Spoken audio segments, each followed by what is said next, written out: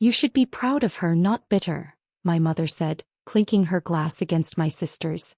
The silver chandelier above our dining table flickered as if it too was confused by what it heard. I sat across from them, my fork untouched, the roasted chicken growing cold on my plate. My sister, Evelyn, was glowing, the kind of glow that comes when you get away with something. What happens when the people you love most steal everything you built? Don't blink. This story of betrayal and revenge will stay with you long after it ends. She had just finished presenting her new business proposal. The one I had spent 6 months building line by line, sleepless night after sleepless night. Same name. Same layout. Same design sketches I had printed at my office. Except now she was calling it hers. My mother leaned forward, smiling. Can you believe how ambitious she's become? I looked at Evelyn, her painted smile, her perfectly rehearsed confidence, and for a second I almost laughed. She had even copied the tagline from my draft document. Word for word. The air smelled faintly of rosemary and deceit. I sipped my water, slow and steady. Ambitious, I repeated softly. That's one word for it. Evelyn ignored the tone, pretending not to hear. I'm thinking of naming it Parker and Parker, she said, flashing her eyes toward our parents for approval. It keeps the brand in the family. My father chuckled, proud. Now that's clever. 2 Parkers. Sisters in business. It sounds perfect. I felt the heat creep up my neck, but I forced a smile. Yes, I said quietly, perfect. They didn't notice my hand tightening around my napkin. They didn't notice that I was looking not at Evelyn, but at the folder beside her. My folder, the one with the coffee stain on the corner. The same folder I'd left on my desk 2 weeks ago. The sound of clinking cutlery filled the silence. My father began talking about potential investors. My mother asked if I'd help my talented sister design the logo. I tuned them out. Because at that moment I saw it, the small yellow sticky note still attached to the corner of one page inside that folder. My handwriting. My initials. MP, final revision. She hadn't even removed it. I took a deep breath, swallowing the anger that clawed at my throat. My heart was pounding, but my face stayed calm, the way I'd learned to be after 40 years of holding this family together. Evelyn, I said softly, setting down my glass, you've been busy. She smiled, tilting her head. Oh, you know me. I work best under pressure. I nodded, leaning forward slightly. Funny, I said, so do I. Her eyes flickered just for a second, a small, almost invisible sign that she knew what I was implying. She quickly turned back to our parents. She's just nervous, she said, laughing. You know how protective Margaret gets about her little projects. Protective? My father said, raising an eyebrow at me. It's family, dear. You should be happy she's inspired by you. Inspired. That word hit me harder than I expected. Outside, the clock in the hallway struck 7. The faint hum of the refrigerator filled the pauses between their voices. I glanced toward the window. The last streaks of sunlight were fading over the street, painting the kitchen in a warm orange glow that didn't match the coldness in the room. I excused myself, saying I needed to fetch a document from my car. My parents barely looked up. Evelyn was too busy showing them the financial forecast, another page she had stolen from my files. In the car I sat for a moment, gripping the steering wheel. The evening air pressed against the windshield, heavy and quiet. I could confront her right then, expose everything. But that would only make me look emotional, the word my father used whenever a woman in this family dared to be angry. No, I thought. This wouldn't be a fight. It would be a lesson. I opened my glove compartment and pulled out a small flash drive. Silver, scratched, with a faint crack near the edge. The one I used to back up every draft, every invoice, every email chain. I'd copied everything weeks ago, right after I noticed documents missing from my desk. I smiled for the first time that evening. It wasn't joy, it was calm, cold satisfaction. I slipped the drive into my purse and walked back inside. When I returned, they were all laughing. Evelyn was talking about hiring interns and expanding her firm into neighboring towns. My father clapped proudly. You two could build something together, Parker and Parker. Just imagine it. I took my seat again, setting my purse beside me. Oh, I can imagine it, I said. Evelyn turned to me, smiling sweetly. Of course you'd be on the design team. I'll need your touch on the visuals. Design team, I repeated. Interesting offer. She didn't notice the sarcasm. Or maybe she did, but she knew she had them on her side. I leaned back, listening, studying. She was talking faster now, her excitement almost manic, as if she wanted to prove her control. She had no idea that every sentence she spoke was being recorded. My phone, face down beside my plate, was already capturing everything. A precaution I'd started using months ago, after she first borrowed one of my clients and swore it was a misunderstanding. "So, Margaret," my mother said, turning to me, "will you help her set up her first pitch meeting? You've always been good at the professional side." I looked up, smiling faintly. "Of course," I said. "I'd love to help." Evelyn smirked, mistaking cooperation for surrender. "That's the spirit, big sister." My mother sighed with relief, happy the tension was over. "See," she said. "Family always works better together." Family. The same family that once forgot my birthday but threw Evelyn a surprise trip for her promotion. The same parents who said, "She's younger, let her learn," every time she took what wasn't hers. I'd let it go for years. But not this time. Because this wasn't just about pride. This was about erasure. She wasn't borrowing from me anymore. She was rewriting history with my hands. The dinner dragged on, each laugh sharper than the last. My father poured more wine. Evelyn made another toast, to success and sisterhood. I raised my glass too. "To truth," I whispered. She didn't hear it. As the plates cleared, I caught her glancing at my purse, the same one I'd used to carry that flash drive before. Her smile faltered for a fraction of a second. I watched her closely. She was nervous. She had reason to be. Because last week I'd noticed her car parked outside my office after hours. And the next morning half my files were gone. She must have known I'd find out eventually. She just didn't expect me to play along this calmly. "Evelyn," I said softly, interrupting her story about her journey, "you've come a long way." She smiled, but her eyes darted away. "Well, I had a good example." "Yes," I said, "you did." For a moment, silence hung between us. My mother, sensing something, began collecting dishes to avoid the tension. My father cleared his throat. Evelyn tried to recover with a laugh. "Oh, come on, Margaret, don't look at me like that. You act as if I stole something." The words sliced through me, not because they were false but because of how casually she said them. I smiled faintly. "Why would I think that?" "Exactly," she said quickly. "We're family. We share things." I leaned forward, elbows on the table. "Some things shouldn't be shared," I said.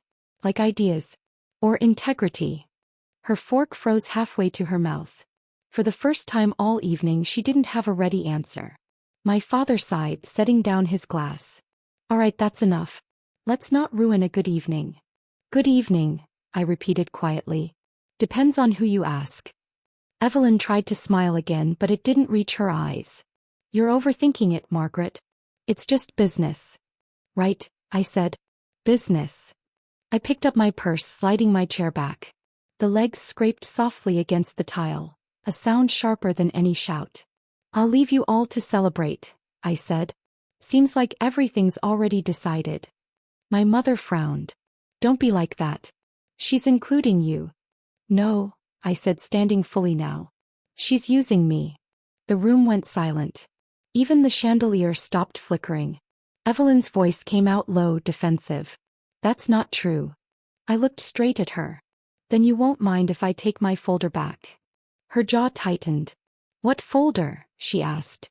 "The one sitting beside you." She tried to act confused, but her fingers twitched toward it instinctively. That was all the confirmation I needed. I reached for it slowly, keeping my eyes on her face.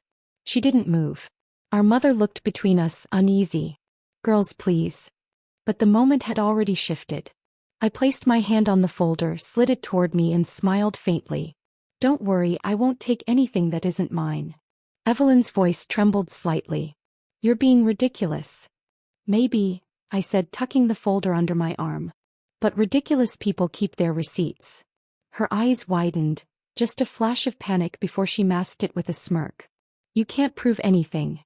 I stepped closer, just enough for her to feel the distance collapse between us.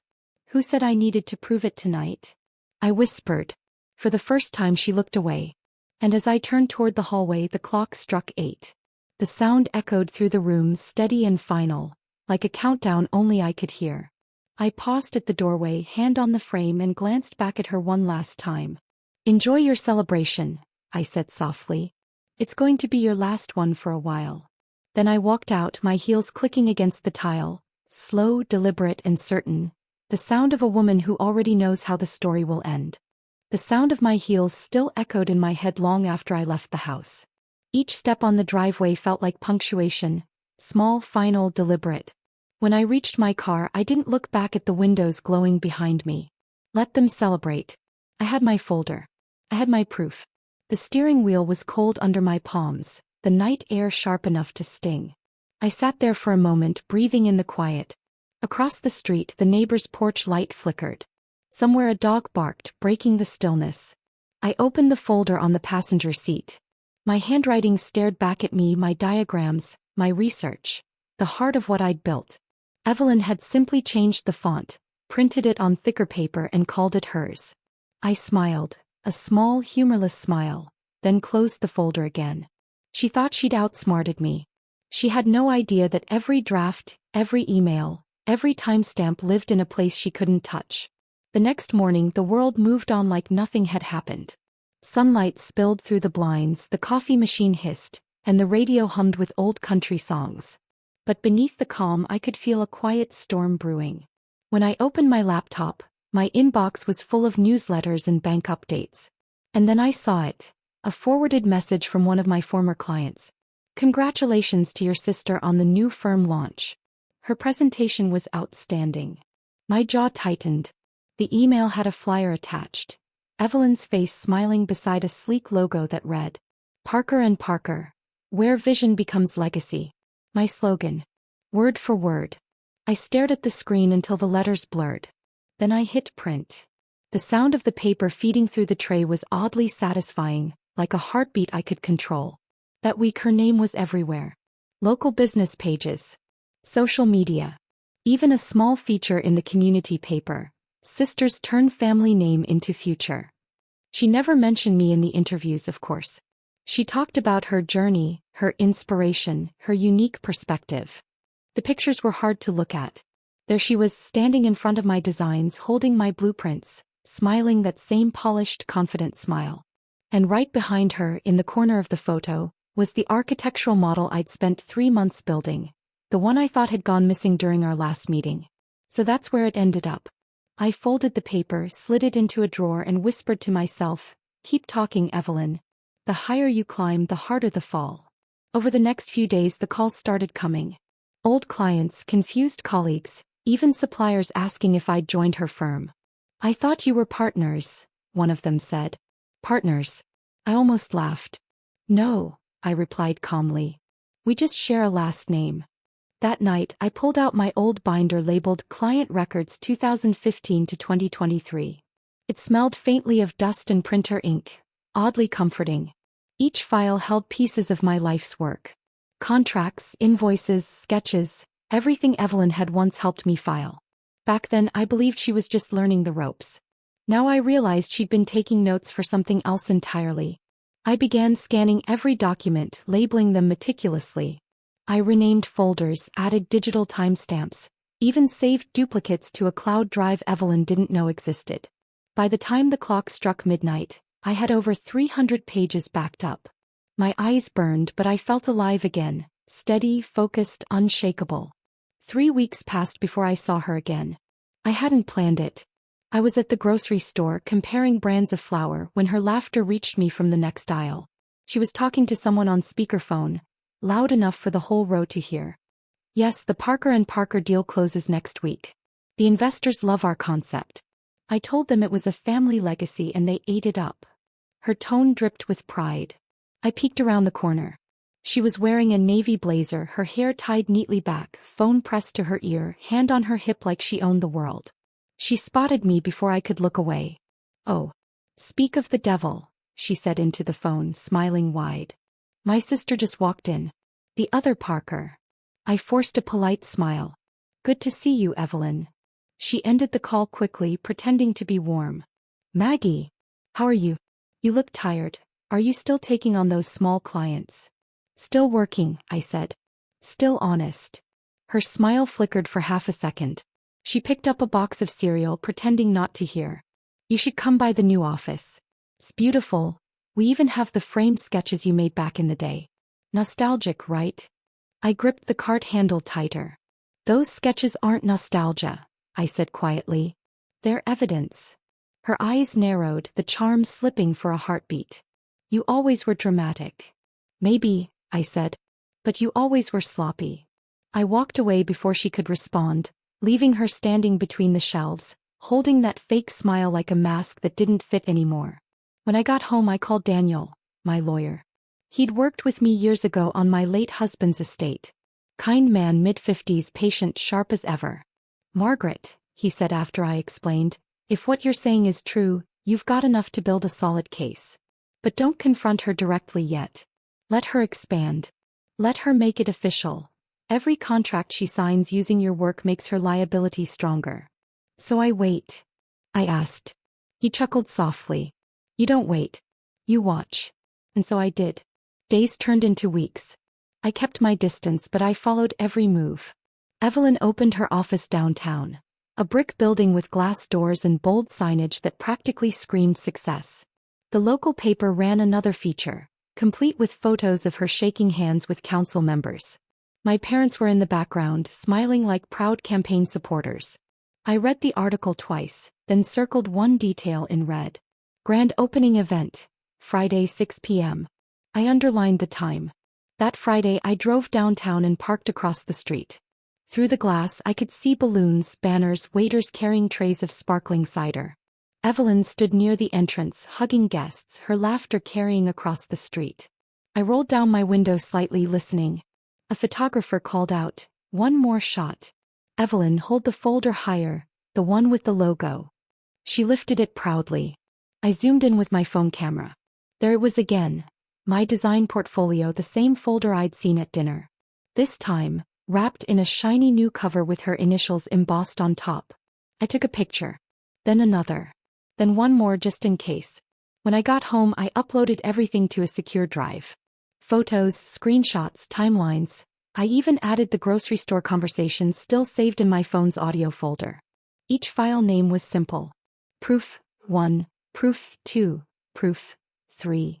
That night, as the rain began to patter softly against the window, I poured myself a cup of tea and opened her company website.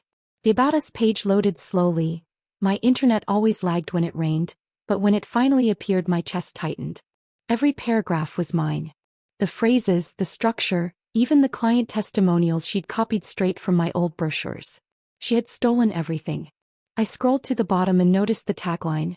Founded on family, built on trust. I laughed, actually laughed out loud. The sound startled me in the empty kitchen. Family. Trust. The irony could have filled a courtroom. The next day I stopped by the courthouse. I told the clerk I needed trademark verification forms. She handed me a packet thick with fine print. As I filled out my information, I felt an odd calm settle over me. The kind that comes after a long storm when you finally see the damage clearly. Reason for filing? The clerk asked. I met her eyes. Protection, I said. She nodded, stamped the paper, and handed me the receipt. The sound of that stamp, thunk, was better than any apology I'd ever get from my family. Back home, my phone buzzed with a message from my mother. Evelyn's presentation went wonderfully. We're all so proud. She mentioned you during her toast. Said you were her biggest influence. Influence. I stared at the word for a long time before typing my reply. Glad to hear it. Tell her I said congratulations. I hit send, then turned off my phone. Because I wasn't angry anymore. Not in the screaming, shaking sense. I was quiet. Focused. Evelyn thought she was winning. She was too busy posing for pictures to notice that the ground beneath her was already cracking. A week later, Daniel called. Paperwork's filed, he said. You're the legal owner of all related materials, and your application's timestamp predates her company registration. Meaning when she starts making real money, she'll owe you for every dollar of it. I thanked him, my voice steady, my heart steady. When I hung up, I looked around my office. The same small room I'd worked in for years, the same coffee-stained desk, the same ticking wall clock. It wasn't glamorous, but it was mine. And somewhere across town, my sister was building her empire on stolen ground. each brick resting on evidence I already owned. The ticking clock on my office wall was the only sound. Each second felt like a heartbeat I didn't own anymore. Steady, inevitable. I sat at my desk, papers neatly stacked, the faint scent of ink still in the air. Daniel's words replayed in my mind like a lullaby made of steel. "She'll owe you for every dollar of it." I traced a finger along the edge of the trademark receipt lying beside my mug. The paper was cool, official, almost alive. For the first time in months, I felt a strange peace. The kind that comes not from forgiveness but from knowing time will do the punishing for you. Outside, the sky was gray, the kind of gray that promised rain but didn't deliver. My small town was quiet, save for the hum of passing cars and the occasional church bell. Somewhere across the river, my sister was probably giving another speech, collecting applause meant for me. Let her, I thought. Let her shine while the sun still pretends to belong to her. The calm didn't last long. 2 days later, a letter arrived. Cream envelope, gold trim, my name written in sharp cursive. I recognized Evelyn's assistant's handwriting immediately. Inside was an invitation. Parker and Parker, Client Appreciation Gala. Friday 6 p.m. Same time, same day of the week as her firm's opening night months earlier. A pattern almost poetic. I held the card between my fingers for a moment, feeling the embossed letters press into my skin. It would have been easy to throw it away. But easy wasn't what this deserved. I placed the invitation on the fridge right under the grocery list where I'd see it every morning. That week, everything seemed to move in slow motion. The bakery down the street hung spring decorations. My neighbor trimmed his hedges. Life hummed, ordinary and oblivious. Meanwhile, my inbox filled with news about Parker and Parker's growing reputation. New contracts. New investors. A photo of Evelyn shaking hands with the mayor. Her smile polished, her confidence blinding. Each headline felt like a countdown. And still I didn't move. Patience, Daniel had said. Let her expand. So I went about my days. I tended the small garden behind my house, pruning the roses my husband planted years ago. I called old clients, wished them well, never mentioning the storm quietly building under Evelyn's name. And every night before bed I checked the trademark site, just to see my name there, solid, unshaken, waiting. On Thursday morning I ran into my mother at the post office. She looked radiant, dressed in a coral blouse, pearls glinting under the fluorescent lights.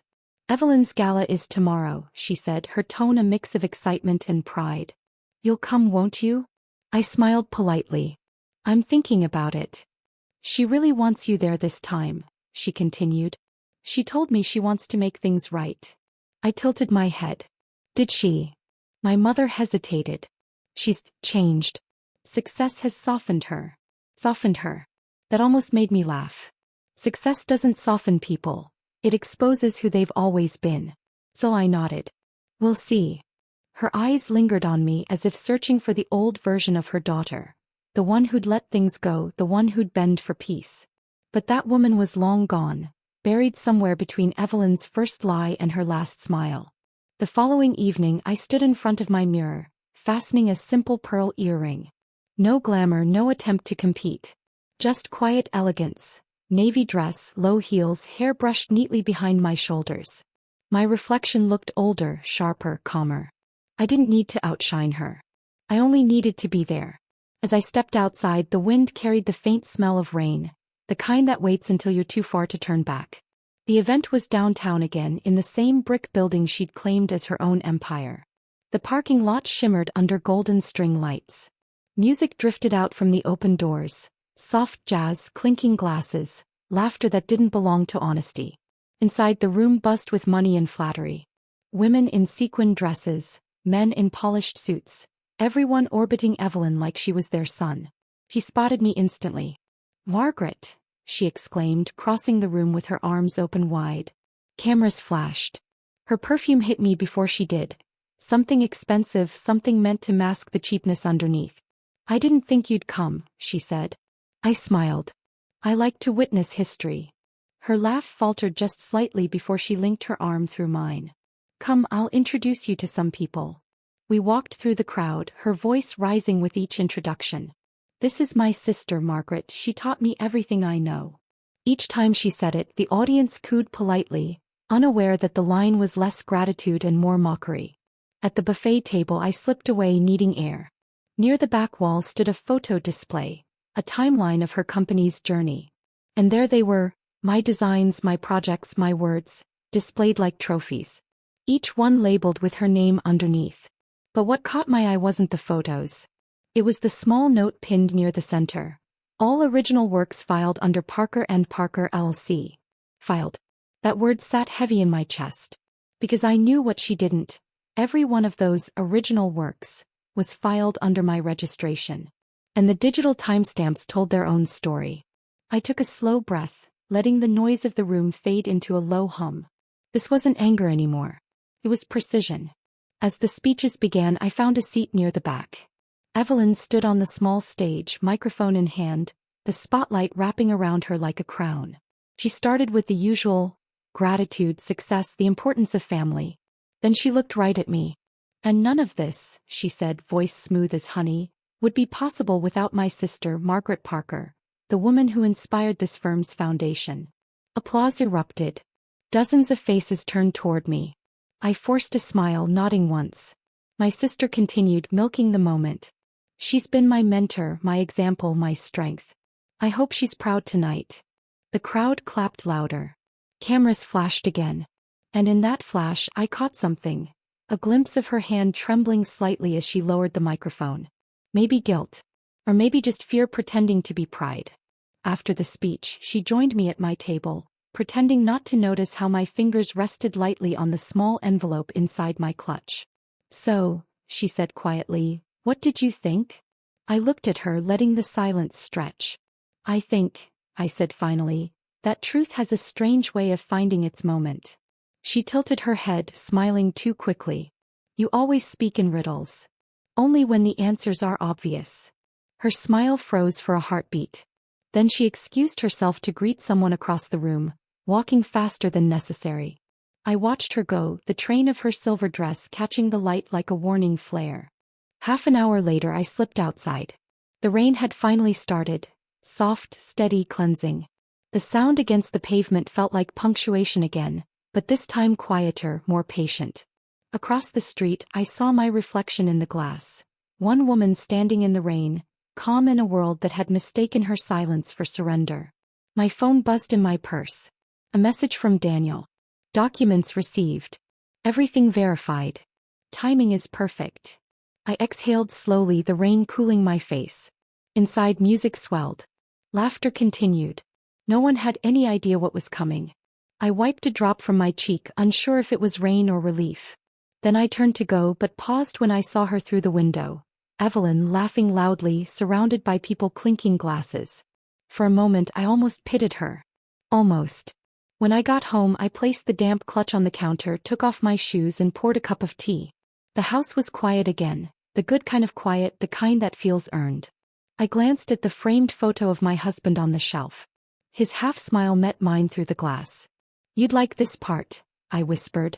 The waiting before the storm. Outside, thunder rolled low and distant. I went to my desk, opened my laptop and pulled up the folder titled Proof. Each file sat neatly in place. My silent army. All I had to do now was watch. The calm wasn't peace. It was preparation. And I'd never felt more ready in my life. The tea beside me had gone cold, but I didn't mind. My laptop screen glowed in the dim light of my study, the rain still whispering outside. I scrolled through the folder labeled Proof one last time, checking every document, every timestamp, every signature. Everything was in order. Every piece fit exactly where it belonged, like a puzzle I had been assembling in silence while she built her kingdom on borrowed sand. My phone buzzed again, a message from Daniel. It's done. The court has issued the injunction. Expect formal notice delivery in the morning. I leaned back in my chair, my heart steady. For months I'd dreamed of this moment, but now that it was here, it didn't feel like victory. It felt like release, the end of holding my breath. At 8:42 the next morning, the doorbell rang. I opened the door to find a courier holding a thick white envelope. He asked for my signature, handed it over and left without a word. The rain had stopped, leaving the air crisp and clean. I turned the envelope in my hands. Parker and Parker legal notice. Injunction and ownership claim. It was official.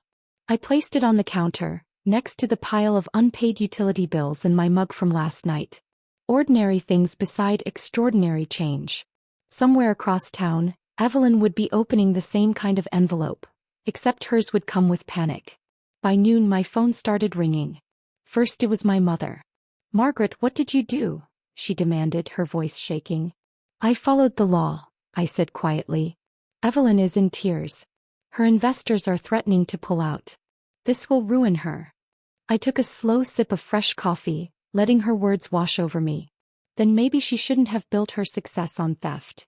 "She's your sister," she said. "Family." "She stopped being family when she stole my life's work," I said simply. There was a long silence on the line. Then my mother whispered almost to herself, "You sound just like your father." "Good," I replied and hung up. By afternoon it was everywhere. Headlines. Social media posts. Business threads buzzing with speculation. Parker & Parker faces legal action over copyright infringement. Local entrepreneur accused of stealing intellectual property. Her name was plastered across every feed, her smiling photos suddenly reappearing with captions that used to praise her and now tore her apart. I didn't post. I didn't comment. I just watched, quiet, still, patient, as the truth began to breathe on its own. Around 2 p.m. Daniel called. "They've frozen her business accounts," he said. "The court order's been filed with the bank. Her operations are effectively on hold." "Already?" I asked. He chuckled softly. "Justice moves faster when it's well documented." I smiled faintly. "You sound proud of yourself."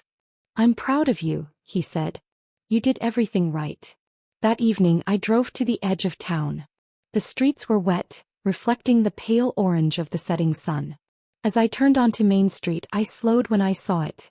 Evelyn's office building. The Parker & Parker sign still hung above the door, but the lights inside were dim. The once bustling lobby was nearly empty except for a lone receptionist gathering files into a box. Through the glass I could see Evelyn pacing near her desk, phone pressed to her ear. Her posture, the confident tilt that used to define her, was gone. She looked smaller, cornered. For a moment I almost felt pity. Almost. But then I remembered the dinner table, the stolen folder, the smug smile. And that fleeting pity hardened into quiet resolve. The next day the phone rang again, this time my father. "Margaret, this has gone too far," he said without greeting. "It's gone exactly as far as it needed to," I replied. "Do you realize how humiliated your sister is? The firm's closed, the papers are talking, and now people are asking about our family. Our name." "Our name," I repeated. "Funny. You didn't care much about that when she used it to erase mine." "Don't twist this," he snapped. "You've made your point. Let it go before there's no coming back." "There's no going back from betrayal, Dad. Only forward." I heard him sigh, deep and weary. "You've changed." I smiled. "No. I just stopped apologizing for being right." By the weekend the full fallout had begun. 3 of Evelyn's investors withdrew their funding. Her assistant resigned. A leaked email surfaced from one of her clients demanding refunds for fraudulent misrepresentation. Every message, every document, every copied file. It all came back to me through the threads I'd built with Daniel's help. I didn't need to do anything now. The dominoes were falling on their own. But the silence that followed wasn't sweet. It was strange. For years I'd wanted her to face consequences, and now that she finally was, I found myself staring at my kitchen wall, wondering if I'd expected it to feel different. Maybe justice is quieter than revenge. On Sunday morning there was a knock at my door. I opened it to find Evelyn standing there, pale, makeup smudged, holding a folder. The same folder she'd once stolen. We stood in silence for a long moment. "May I come in?" she asked softly. I nodded, stepping aside. She sat at the kitchen table, folding her hands, eyes darting everywhere but mine. "You destroyed everything," she whispered. "No," I said calmly. "You did. I just pointed out where the cracks were." Tears welled in her eyes, but she blinked them back. "I didn't think it would go this far. I thought that I'd stay quiet," I finished for her. "Like I always did." She swallowed hard. "They've all turned on me, Margaret. Everyone. Even Mom and Dad won't answer my calls now." I stayed silent. Finally she slid the folder toward me. "Take it. It's yours. Everything's yours. I didn't touch it. It always was. She leaned forward, her voice trembling. What do you want from me? An apology? Fine. I'm sorry, all right? I'm sorry I took it. I was desperate. You were always ahead, always the one they compared me to. I looked at her, really looked at her, and saw the girl she used to be, needy, insecure, desperate for approval. It didn't excuse what she'd done, but it explained why she never stopped taking. I don't want your apology, I said. I want you to learn what it costs to steal from someone who gave you everything. Her lip quivered. Please, she whispered. Can't you talk to the papers? Tell them it's a misunderstanding. I stood slowly, my chair scraping the floor. You didn't give me that courtesy when you took my work. You can face your own headlines. She rose too, her voice sharper now. You think you've won? I met her eyes. No, Evelyn. I think the truth finally did. She flinched, gathering her coat. You're cruel. No, I said softly. I'm careful.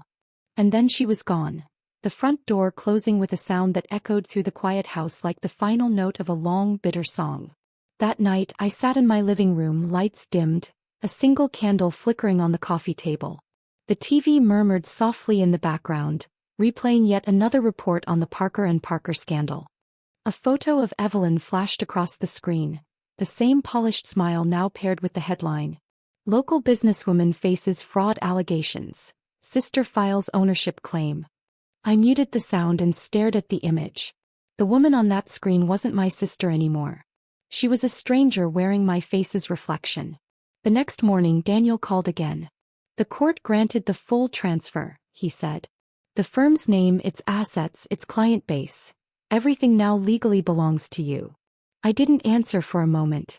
The words felt heavy, unreal. It's done. Finally asked. It's done, he said. Congratulations, Margaret. But I didn't feel like celebrating. I just whispered, thank you, and hung up. Outside the rain had returned, soft and steady. I stepped onto the porch, feeling it hit my skin like a blessing and a warning all at once. Across town, my sister's empire was gone. But the storm wasn't over yet. Because even when a house falls, there's still the matter of who gets to live in what's left. And that answer would come soon enough. The rain kept falling, soft and steady, as if the sky itself was exhaling after holding its breath too long. I stood on the porch, the damp air curling around me, the faint scent of wet earth rising from the flower beds my husband once planted. Across town, Evelyn's firm was gone, a name dissolved in ink and judgment. I didn't move for a long time. I just let the water soak into my sleeves, feeling it trickle down my skin. After months of silence, of holding myself together, of pretending not to care, I finally felt something loosen inside me. Not triumph. Not joy. Something quieter. Peace, maybe with a trace of mourning. When I finally went back inside, the house greeted me with the same familiar stillness. The clock ticked in the hallway. The smell of rain followed me through the open door. I left my shoes by the mat, wiped my hands and looked around. Every picture frame, every mug, every small trace of a life that had never depended on anyone's permission. It was over. But endings aren't clean. They ripple. That evening Daniel stopped by. He didn't call ahead, just knocked, holding a thin envelope and a bottle of wine. Thought you might want this in person, he said. I let him in. He set the envelope on the table. It bore the court seal. Everything's transferred, he said. The firm, the rights, the assets, it's all in your name now. Officially. I stared at it for a moment before opening it. The words blurred for a second, my eyes stinging in a way I didn't expect. He poured 2 glasses of wine and handed me one. You did it, Margaret. You really did. I nodded, still reading. It's strange, I said. I thought I'd feel proud. Vindicated. And you don't. I feel tired, I admitted. But it's a good kind of tired. He smiled softly. Closure has weight. You carried it long enough. We drank in silence for a moment, the rain tapping lightly against the windows. Then he said, there's one more thing. He reached into his coat pocket and pulled out a small flash drive. Silver, scratched, familiar. You left this in my office, he said. Figured you'd want it back. I took it carefully, turning it in my hand. It was the same one I'd used months ago, the one that started all of this. Funny how something so small could change everything. After he left, I sat at my desk and plugged the flash drive into my laptop. The files opened instantly, hundreds of them, each labeled and dated. My life's work neatly preserved. I clicked through the folders slowly. Blueprints, designs, client notes, personal drafts. Each file name was like a memory. When I reached the final one, I hesitated. It was titled Legacy. I didn't remember creating it. I opened it. Inside was a single document, blank except for one line at the top. Your name will outlast what they took. A note I typed one night in frustration, maybe after losing another client to Evelyn's manipulation. I had no memory of saving it. I stared at the words until my reflection dimmed in the laptop screen. That was the truth of it. This was never about taking something from her. It was about reclaiming what had always been mine. 2 days later, I received another envelope. This one wasn't from the court. It was from Evelyn. The handwriting on the front was shaky, almost childlike. I considered throwing it away, part of me wanted to, but curiosity won. Inside was a single sheet of paper folded once. I sold the car, it began, and I'm leaving town. I don't expect forgiveness. I just didn't want to disappear without saying that I understand now, what I did and what it cost. You were right. You always were. No apology, no plea. Just acknowledgement. It was more than I thought she was capable of. I folded the letter carefully and slipped it into the same drawer that held my trademark receipt. Not as evidence, as closure. The following week I reopened the office. Same address, same furniture, same smell of old paper and lemon polish, but the name on the glass door had changed. Margaret Parker Design and Consulting. No second name beside it. No shared credit. Just mine. The first day I sat behind the desk and watched the sunlight crawl across the floor. It had been years since I'd seen it that bright. Around noon a knock came at the door. It was Emily, one of my oldest clients. I heard you're back, she said, smiling. I was hoping the rumors were true. They are, I said. Welcome back. She looked around the office, her eyes soft. It's good to see your name where it belongs. So was.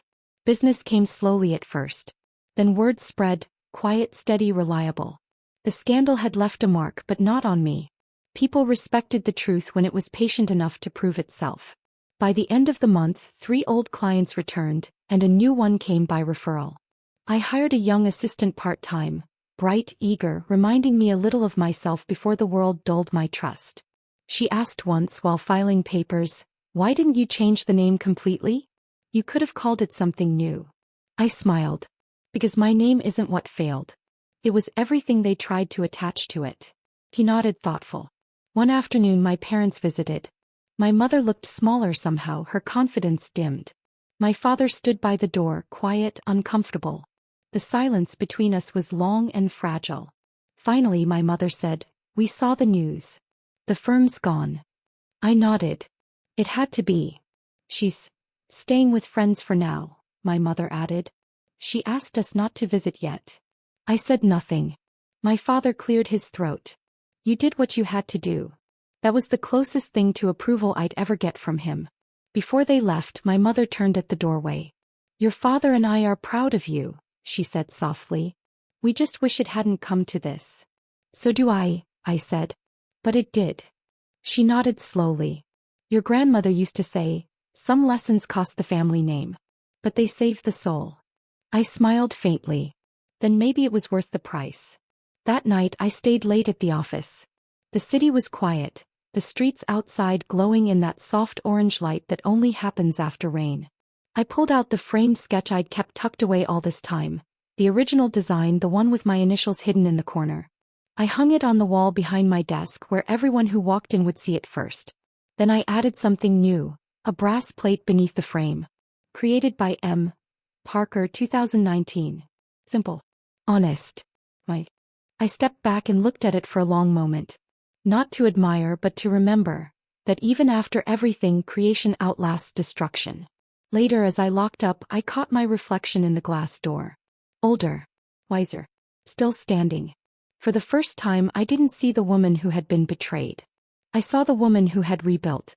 I thought of Evelyn, wherever she was, and hoped she found something smaller but truer to hold on to. Revenge had never been the destination. It was just the road back to myself. When I got home, I made a cup of tea and sat by the window. The garden outside glistened under the porch light. A soft breeze moved through the roses, carrying the faintest scent of rain and peace. I closed my eyes and let the quiet fill the room. The storm had finally passed. Tomorrow there would be clients to call, papers to sign, maybe even laughter again. Life would go on, not perfectly but honestly. I glanced at the folder on the table one last time, the same one that started everything. The coffee stain on the corner hadn't faded, but I didn't mind. It was a mark of survival now, not shame. I slid it into a drawer, turned off the lamp, and whispered to the empty room, "It's done." As I walked down the hallway, the floor creaked softly under my steps. The house was warm, alive, waiting. Before turning in, I looked once more at the framed photo of my husband by the stairs. His quiet smile met mine through the glass. "I kept my promise," I whispered. "Our name still stands." Then I turned off the light. The rain had stopped, the night clear again. And for the first time in years I slept, not as someone who lost, but as the woman who finally reclaimed everything that was hers. If this story touched your heart, like, subscribe, and share it with someone who believes justice always finds its way. Where are you watching from tonight? I'd love to know.